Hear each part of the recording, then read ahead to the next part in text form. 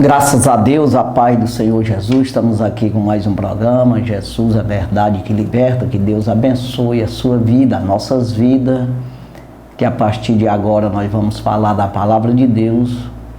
Isso é muito sério, nós precisamos levar em conta isso, saber que a palavra é de Deus e não de homem. Necessitamos de buscar no próprio Deus, no próprio Espírito Santo, esse entendimento, né? Para compreender a palavra, para entender os mistérios do Senhor, valorizar a palavra de Deus, porque todos nós dependemos desta palavra para sobreviver, tanto para direcionar, para nós entendermos o caminho, quanto para receber o poder, a graça, acessar a graça de Deus e a fé, que Ele é o autor e consumador da fé, né? E Ele tem a graça e disponibiliza ao homem essa graça. A graça de Deus é manifestada trazendo salvação a todos os homens. Diz o apóstolo Paulo a Tito, capítulo 2, versículo 11. Então, essa graça é acessível por todos os homens. Basta querer. Basta a gente entender a necessidade que temos de acessar essa graça, de chegar ao trono da graça, como diz o escritor aos Hebreus, né? Carta anônima aos Hebreus, capítulo 4, versículo 16, fala disso aí, da gente acessar ao trono da graça, né? Precisamos ser aprovados por Deus, necessitamos de aprovação, né? Se nós não nos santificar, não nos arrepender dos nossos pecados, nós não temos perdão e não temos aproximação do Senhor. Nós precisamos nos lavar no sangue do Senhor. Precisamos nos lavar na palavra, né? O que é isso? É ouvir a palavra e deixar de pecar. Aprender o que deve ser feito para que possa se aproximar do Senhor, nos santificar, nos separar do pecado, e automaticamente estamos nos aproximando da santidade de Deus e assim seremos justificados por Ele. É o Senhor Jesus que nos justifica, né? Pois o Senhor nos justifica, isso está escrito, e não temos como justificar nós mesmos. Se nós quisermos fazer isso, nós vamos ficar reprovados. Porque nós não temos com quê, não temos direção e nem poder, visão nem compreensão. A palavra de Deus diz, Paulo diz aos Romanos capítulo 8, versículo 6, que o homem, a carne, né, não pode obedecer a Deus. Então você, pelo seu intelecto, pelo seu entendimento, pela sua compreensão das coisas no natural, você não tem acesso a Deus, você não tem aproximação do Senhor, você não tem a salvação, você não pode se justificar a si mesmo, você não pode pagar a conta que você deve. Então é necessário toda a obediência ao Senhor, se sujeitar à lei de Deus, se sujeitar à doutrina do Senhor Jesus e dos apóstolos, e assim compreender, né? De maneira que você se arrependa do que fez de errado. E não é apenas uma vez. Às vezes a gente fala assim, que tem que se arrepender dos pecados, né? Mas isso você vai ter uma vida de arrependimento. Então arrependimento é reconhecimento do erro. É saber que não pode ser feito assim e tem que mudar de ideia, tem que mudar de direção, tem que mudar de atitude. Então é preciso que o homem reconheça isso. E não é da maneira dele, porque muitas vezes o homem se arrepende de ter ter agido de tal forma, mas ele não se arrepende das outras coisas. Ele não tem um reconhecimento do reino do céu, de como deve agradar o Senhor, louvar e bendizer o seu santo e maravilhoso nome. É preciso que nós venha tornar conhecido o nome do Senhor, como disse o João Batista, né? Ele diz que o importante é que ele cresça e que eu diminua. Então ele se torne conhecido e eu menos conhecido. Então quando ele disse isso, ele falou porque vieram dedurar Jesus, de maneira, querendo dizer ali que Jesus estava tomando o ministério dele. Então vieram falar que Jesus estava batizando, aquele que tu batizou já está batizando ali. Significa que já está tomando o teu ministério, aquilo que você está fazendo, ele já está fazendo também. Então o que João respondeu foi exatamente isso. Quem tem a noiva é o noivo. E ele não disse eu, mas ele disse o amigo do noivo se alegra com as palavras do noivo. E aí por isso eu digo que essa minha alegria está cumprida. E o importante é que ele cresça e que eu diminua. Então o homem não tem valor nenhum, né, sem a presença de Deus, porque mesmo com a sua glória, mesmo ele sendo dono do mundo, porque não tem ninguém que seja dono do mundo inteiro, mas ele tem poder até de destruir o mundo e ele possa fazer o que ele quer da vida dele. Ele tem poder aquisitivo e poder também no sentido autoridade. Mesmo assim, ele não é nada.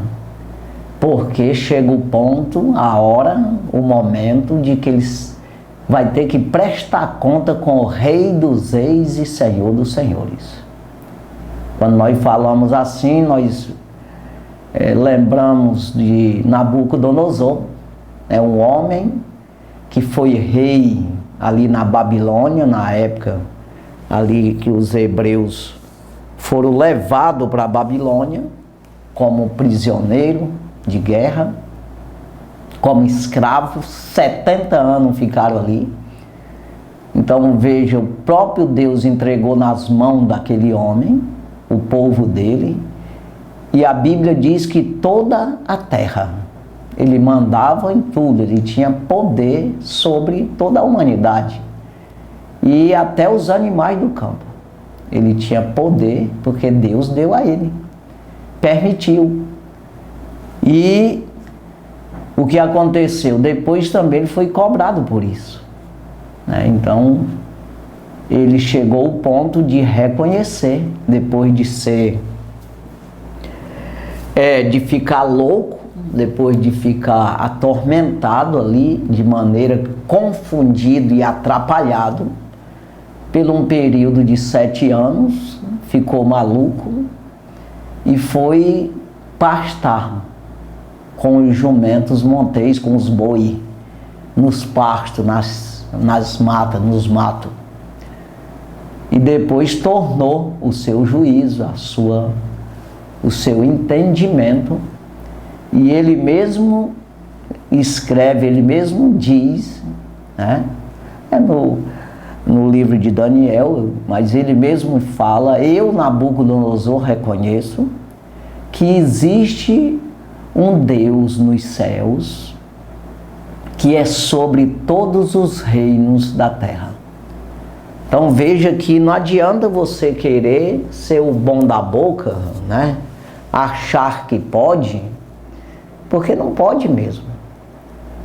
Então o profeta Isaías, no capítulo 40, versículo 31 ali, 32, 28, 29, ele fala ali do poder de Deus, que ninguém esquadrinha o seu poder. E ele dá vigor a quem não tem nenhum vigor. E ele diz, os jovens cairão, os jovens certamente cairão, mas os que confiam no Senhor subirão com asa como de águia, correrão e não se cansarão, andarão e não se fadigarão. Mas quando ele diz que o jovem corre e cansa, anda e se fadiga, e eles caem, ele está dizendo que aquele que confia em si mesmo é jovem, ele tem vigor, mas ele cansa, ele não tem poder de dominar a si mesmo, de se manter assim, de se manter forte sempre. Mas aquele que confia no Senhor, sim, por quê? O corpo tomba, mas a alma fica de pé. Então, precisamos entender que toda a glória do homem, quando a Bíblia enfatiza tanto em Isaías, como também o apóstolo Pedro fala na sua carta, que o homem é como a Eva, como um pé de planta. E a glória do homem, o seu poder, o seu entendimento, o seu intelecto, os seus bens, a sua fama, é como a flor da Eva. Cai a Eva, ou seja, seca a Eva e cai a sua flor, é isso aí. Ou seja, morre esse pé de planta e a flor cai. Então não adianta o homem achar que pode, porque não pode mesmo. Só quem pode é o Senhor.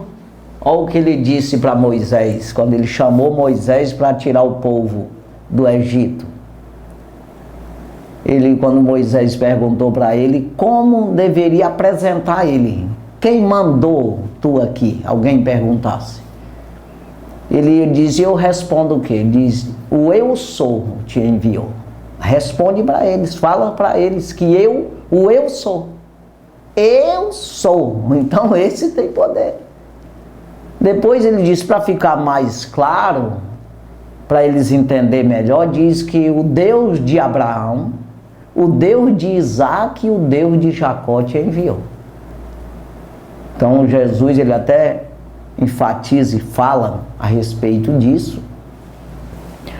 Quando alguém questiona ele na questão de sobreviver, de viver outra vez, de ressuscitar para a vida eterna, Jesus disse, Deus não é um Deus de morto, é um Deus de vivos.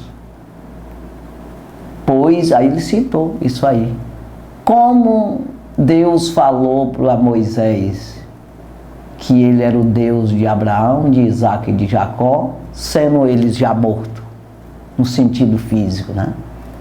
Então, é um Deus que garante a vida após a morte. É isso aí. Nós precisamos entender isso aqui.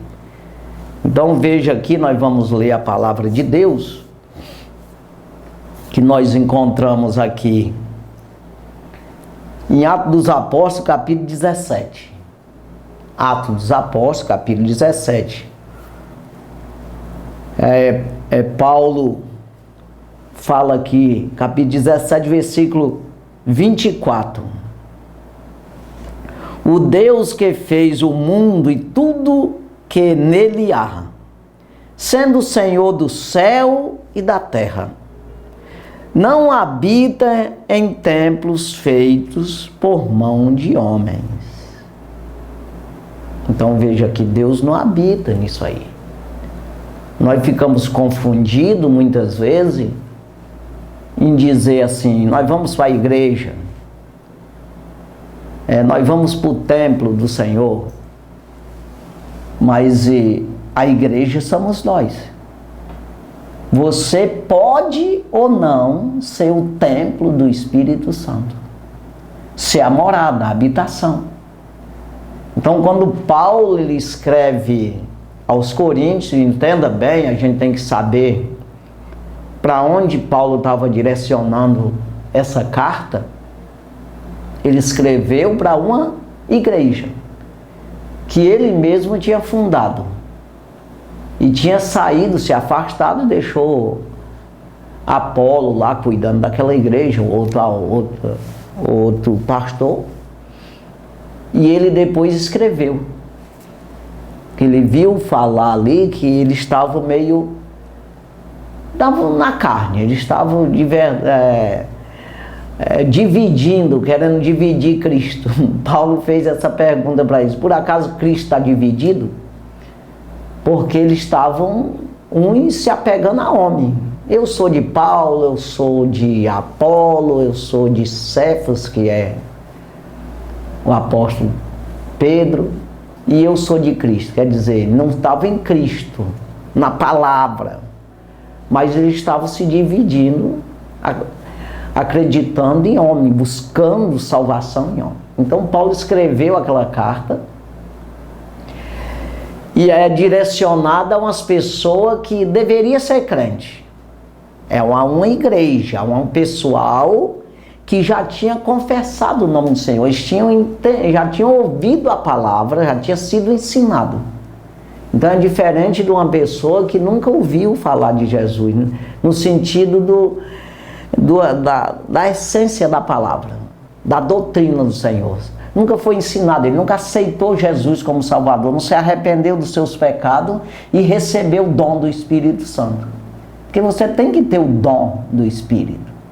Isso aí foi dito para a mulher samaritana: se tu tivesse o dom de Deus, tu saberia com quem tu está falando.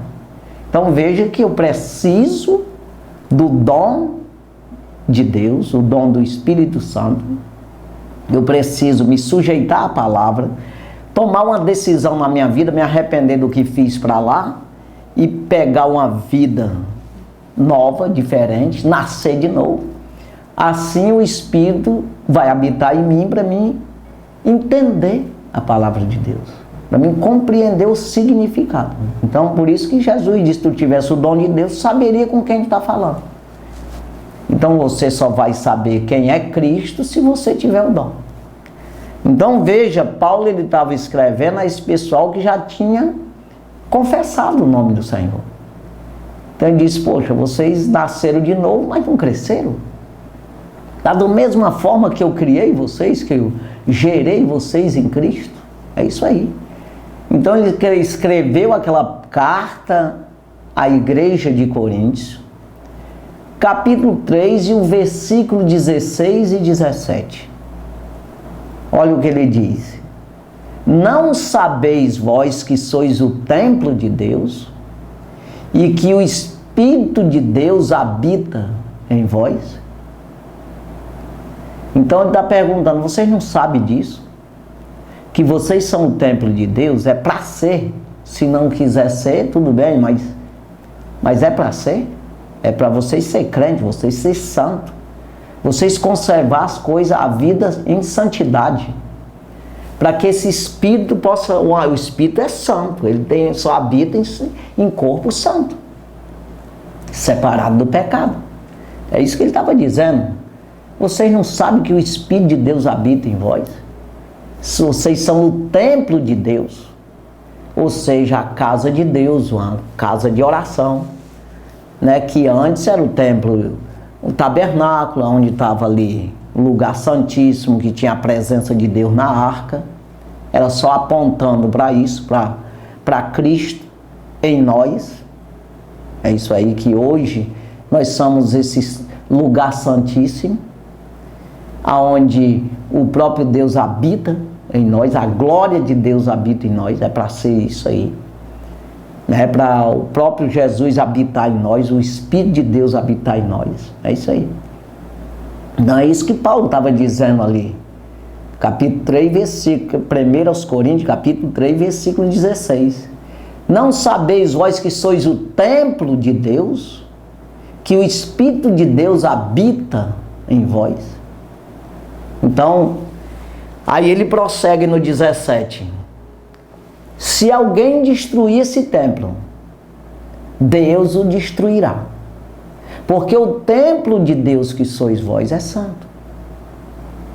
Então, o que é isso? Se alguém destruir, se alguém pecar, se alguém fizer errado, as coisas erradas, aí Deus sai desse templo, sai dessa casa, sai desse corpo. Porque é santo. Se sair dessa santidade, se você perder essa santidade. Se você se juntar ao pecado outra vez, o Espírito sai. Aí significa Deus o destruiu. Saiu, perdeu tudo, foi destruído. Então entenda, nós somos o templo do Espírito Santo. Nós somos a casa que Deus mora.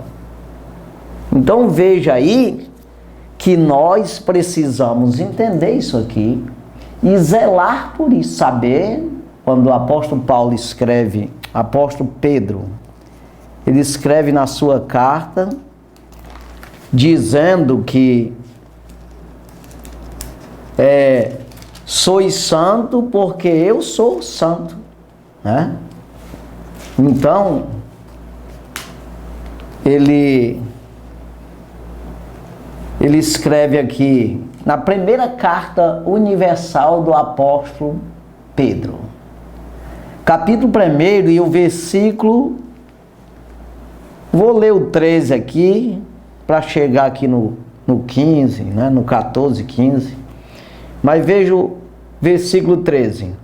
Portanto, cingidos os lombos do vosso entendimento, sede sóbrios, lúcido, não pode se embriagar com qualquer coisa, ficar perdido, tonto, levado por qualquer conselho, qualquer conversa. É isso aí. Sóbrio, sobriedade, lucidez, vivo, vigilante. Portanto, cingidos os lombos do vosso entendimento, sejam sóbrios, e esperai inteiramente na graça que se vos ofereceu na revelação de Jesus Cristo. Inteiramente na graça, né? Para nós acessar essa graça, ser participante dessa graça, desse favor imerecido da parte do Senhor para a nossa salvação.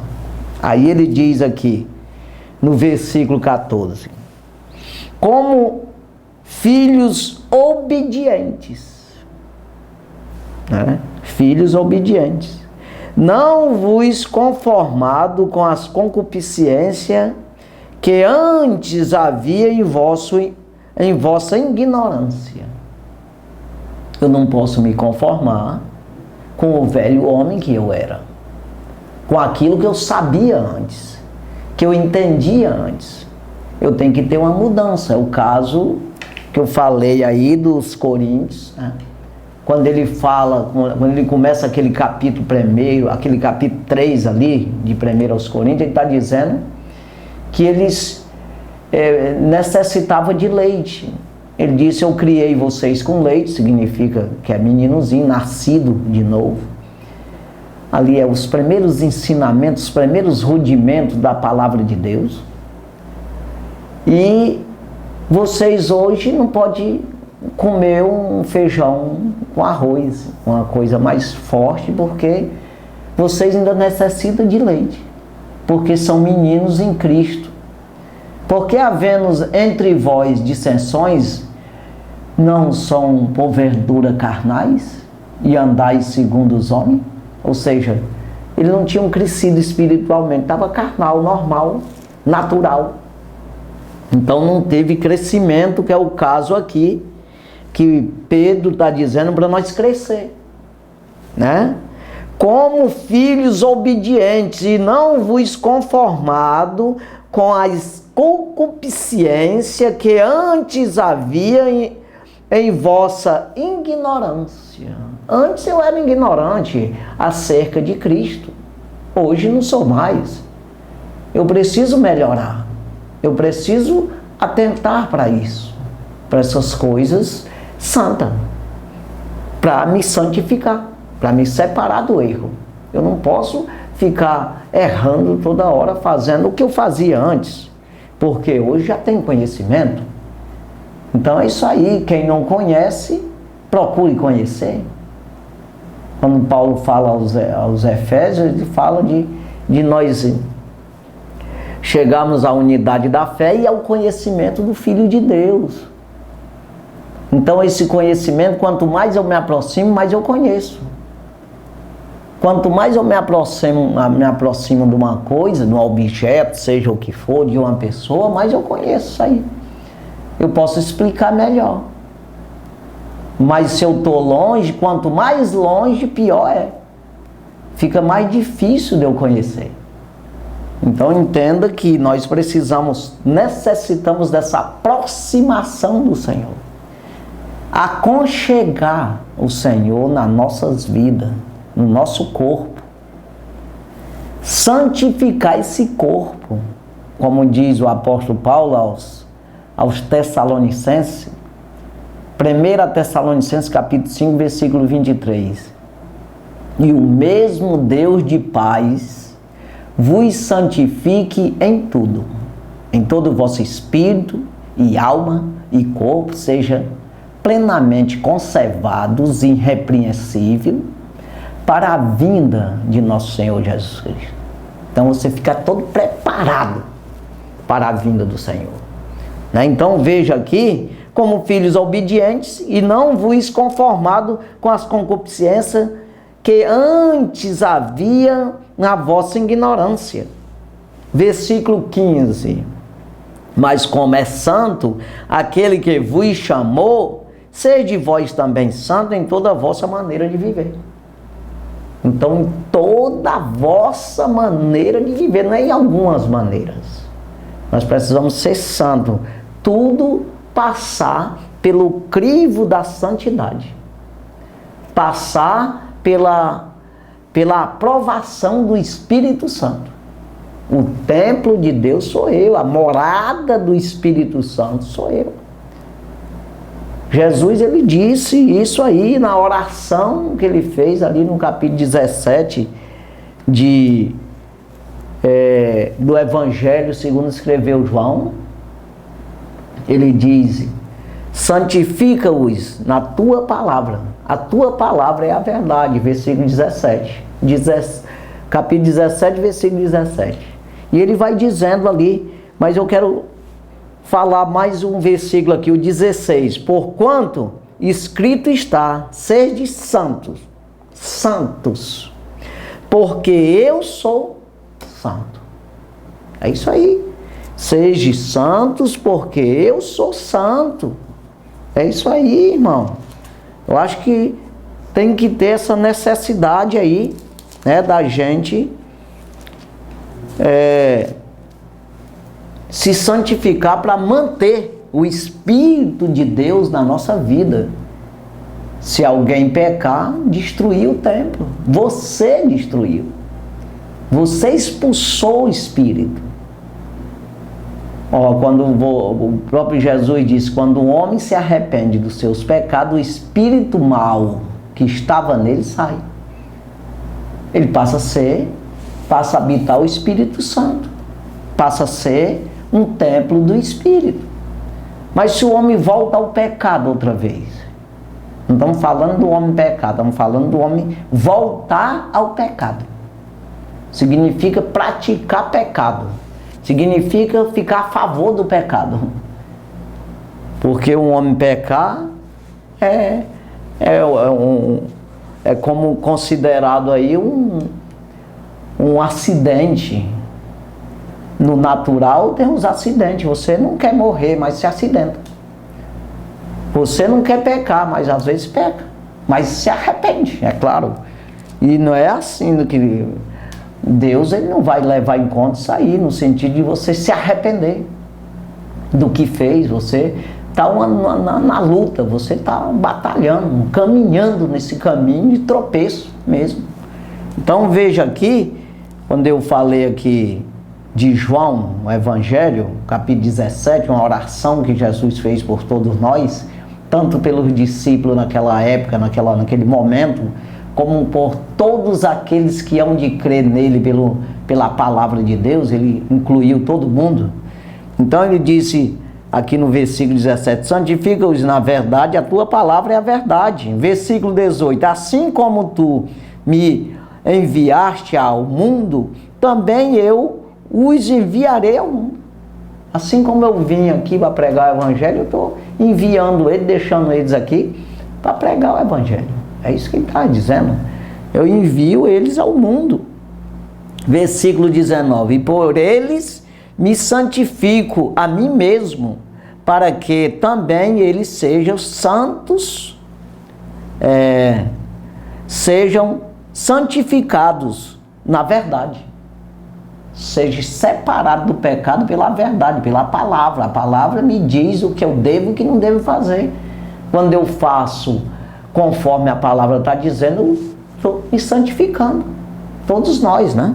Então veja aqui, prosseguindo o versículo 20: eu não rogo somente por estes, mas também por aqueles que pela sua palavra hão de crer em mim. Versículo 21: para que todos sejam um, como tu, ó Pai, és em mim e eu em ti, que também eles sejam um em nós, para que o mundo creia que tu me enviaste. Versículo 22: e eu dei-lhes a glória que a mim me deste, para que sejam um, como nós somos um. Então, você quer Jesus, irmão? Você quer salvação? Não fique brincando, não. Não fique com brincadeira com Deus, porque não existe isso aí. Você vai se arrepender. Se arrepender no sentido sem ter jeito mais. Você está sendo enganado. Se você acha que pode fazer o que quer da vida. Então você tem que se separar do pecado. Você tem que ouvir a palavra e fazer o que a palavra está dizendo. Se esforçar ao máximo. Quando diz, o próprio Jesus disse para um homem: ama a Deus de toda a tua alma, de todo o teu coração, de todo o teu entendimento, de todas as tuas forças. Amar a palavra. Usar todas as forças para obedecer a palavra. Para que possa ser separado, santo, e ele habitar em você, como está dizendo aqui. Assim como eu estou em ti, ele esteja em nós. Então está falando de nós todos aqui, né? Então veja aqui, irmão, voltando aqui em Atos dos Apóstolos, né? Capítulo 17, o versículo 24, aqui, quando fala que o Deus que fez o mundo e tudo que nele há, sendo o Senhor do céu e da terra, não habita em templos feitos por mão de homens. Então ele não vai habitar numa casa lá. Ele está lá porque tem santos lá. Tem pessoas lá. Então você vê que o próprio Deus, ele usou os profetas para dizer que ia chegar um dia dele mudar o seu concerto com a humanidade, que é o Novo Testamento, que é depois de Jesus para cá, é o Novo Testamento. Uma nova aliança, um novo concerto com o homem. Então ele disse: eu vou habitar, eu vou colocar minhas leis no seu coração, no entendimento. Eu vou revelar a eles. É isso aí que ele estava dizendo. Então eu vou colocar no seu próprio entendimento as minhas leis. Eu vou habitar, eu vou estar no meio deles e vou habitar dentro deles. Então significa o quê? Deus, ele está em todos os lugares ao mesmo tempo, disponível. A graça do Senhor é manifestada para todos os homens. Agora quem quer? Quem acredita? Quem deu crédito à pregação para que esse poder de Deus possa estar com ele? O Senhor, quem ouviu a sua voz e abriu a porta para ele entrar, cear com essa pessoa e essa pessoa com ele, ter uma convivência, ter um relacionamento, ter ali todo um diálogo diário. Ele habitar contigo. Eis que estou à porta e bato. Se alguém ouvir minha voz e vir abrir a porta, eu entrarei na sua casa. Cearei com ele, ele comigo. A carta anônima aos Hebreus fala disso aí. Essa casa somos nós. Essa casa somos nós. Então veja, irmão, ele quer habitar com você, mas ele precisa dar lugar. Se você vive no pecado, ama o pecado, o amor de Deus não pode estar em você. O Espírito do Senhor não pode habitar em você. Você não tem parte com Deus. Entenda isso, não é uma questão aqui de estar julgando nada. Jesus também não veio julgar, mas veio as palavras dele. Eu não vim para julgar o mundo, eu vim para salvar o mundo, mas as minhas palavras julgam naquele dia. Significa que se eu não ouvir a palavra de Deus, eu não escapo. Não tem como sobreviver, não tem como participar dessa graça do Senhor. Então, ele diz aqui no versículo 25, nem tampouco é servido por mãos de homem, como que necessitando de alguma coisa, pois ele mesmo é quem dá a todos a vida e a respiração e todas as coisas. Então ele não depende de homem. Esse Deus aqui, ele não depende de homem não. É você que depende, é ele que dá a respiração a todos, e todas as coisas a esses homens. Versículo 26. E de um só fez toda a geração dos homens, para habitar sobre toda a face da terra, determinando os tempos já dantes ordenados e os limites da sua habitação. É ele que controla tudo. Ainda que se você, irmão, não obedece a Deus e não está nem aí, tem gente que ele faz, eu estou nem aí com esse Deus, eu quero conversa com o negócio, mas você vive na vontade de Deus permissiva, porque é Deus que permite você andar assim. Porque se não tiver a vontade de Deus permissiva, o diabo acaba com a tua vida hoje. É isso aí. Então ele te permite, não permite o diabo te matar agora. É isso aí. Então a vontade permissiva. Mas quando nós queremos fazer a vontade de Deus, andar temendo ao Senhor, então nós andamos na vontade plena do Senhor. Quando o apóstolo Paulo escreve aos Romanos capítulo 12, o versículo 1 e 2, quando ele diz no versículo 1, como devemos aprender a cultuar o Senhor, de maneira que seja agradável ao Senhor, de maneira que seja recebido esse culto ao Senhor, que seja cheiroso às suas narinas, que seja suave, um cheiro suave, de maneira que ele possa liberar vida para nós, que é ele que é o dono da vida. Ou seja, liberar essa graça que te salva. Então ele diz, rogo, pois, irmão, pela compaixão de Deus, que apresenteis o vosso corpo em sacrifício vivo, santo e agradável a Deus, que é o vosso culto racional. Aí ele diz no versículo 2, não vos conformeis com este mundo, mas transformai-vos pela renovação do vosso entendimento, para que experimenteis qual seja a boa, agradável e perfeita vontade de Deus. É isso aí. Então eu só vou experimentar se eu verdadeiramente aprender a cultuar o Senhor. Então veja aqui o versículo 27. Para que buscassem ao Senhor, se porventura tateando o pudessem achar, ainda que não está longe de cada um de nós. Dá de entender aqui? Tateando. Por quê? Porque nós não enxergamos o Senhor. Só enxergamos se quisermos.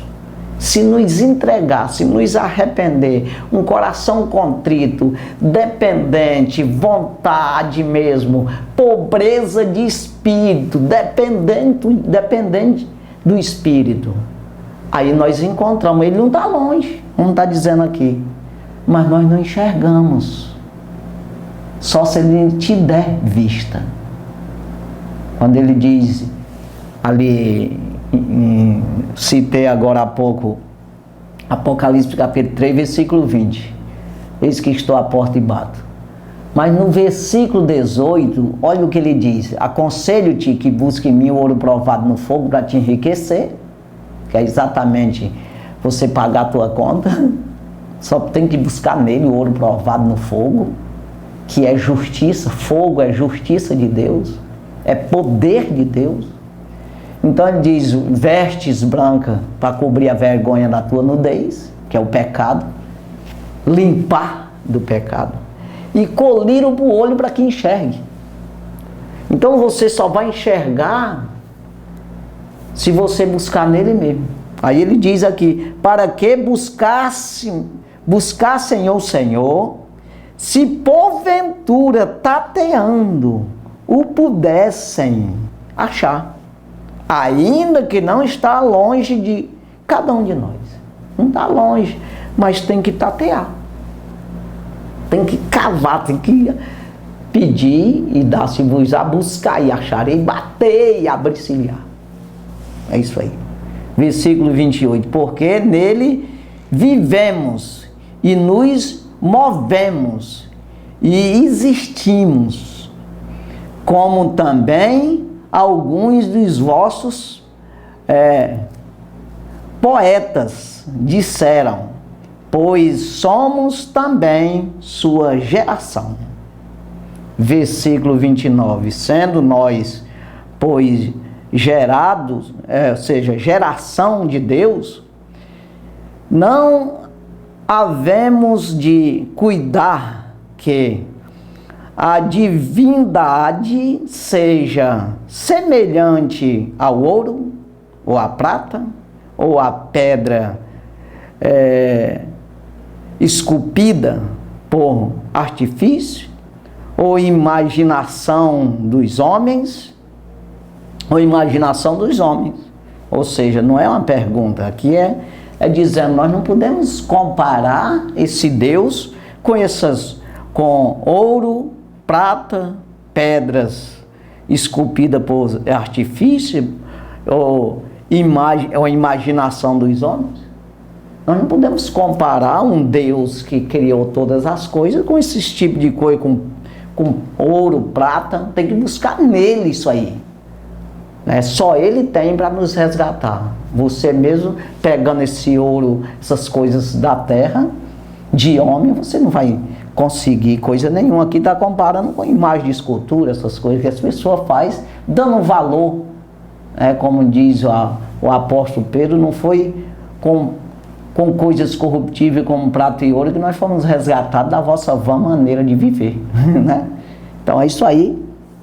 Aí ele diz no versículo 30, mas Deus, não tendo em conta o tempo da ignorância, anuncia agora a todos os homens, em todo lugar, que se arrependam. É isso aí. Estamos anunciando para nós nos arrepender.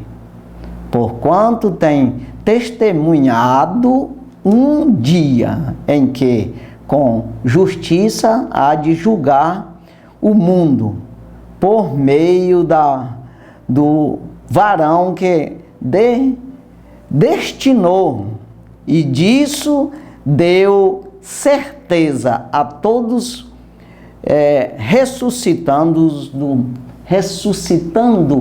dos mortos.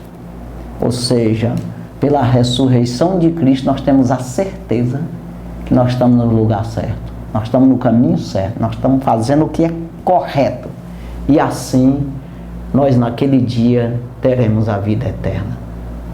É isso aí. Santo e maravilhoso Deus, obrigado, Jesus, por tudo que o Senhor tem feito, pela maneira que tem nos falado, nos ajuda a entender, a compreender, abençoa todos que nos assistiu, nos ouviu. Meu Deus, que venha compreender a necessidade que tem, meu Deus, de buscar no próprio Senhor a vida, a sua própria vida, pois a nossa vida está escondida com Cristo em Deus. Abençoa, ajuda, fortalece, cuida da saúde e vigor a cada um. Pai, no nome de Jesus, meu Deus, que nós te pedimos, meu Senhor, e por fé nós te agradecemos no teu nome, Jesus. Amém. Graças a Deus, Deus abençoe sua vida, no nome de Jesus. Amém.